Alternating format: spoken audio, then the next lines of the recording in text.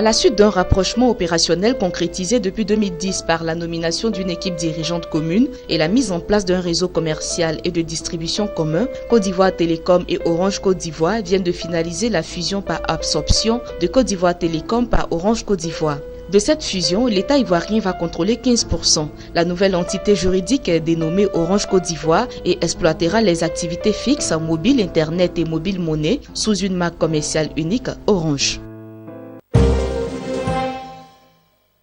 Le gouvernement ivoirien s'est engagé dans des réformes qui visent à faciliter la vie des opérateurs économiques opérant sur le territoire ivoirien. Le projet de la NES fiscale 2017 vient de les amplifier.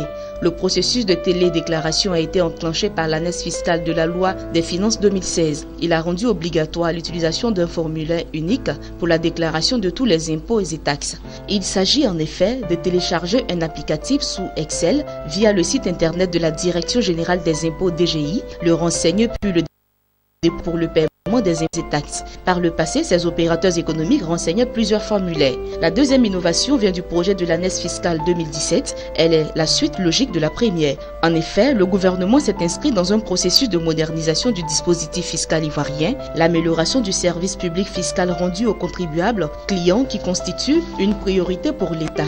Ce projet d'ANES fiscale entend faire de la télédéclaration et du paiement des impôts par virement bancaire et mobile monnaie une réalité à partir de janvier 2017. Ce dispositif permet donc aux chefs d'entreprise d'utiliser la téléphonie mobile grâce aux produits Orange Money, MTN Money et Flouz Move pour régler leurs factures d'impôts et taxes. Ce projet d'ANES fiscale parle aussi de la suspension de l'obligation de souscription de la déclaration annuelle de l'impôt général sur le revenu IGR.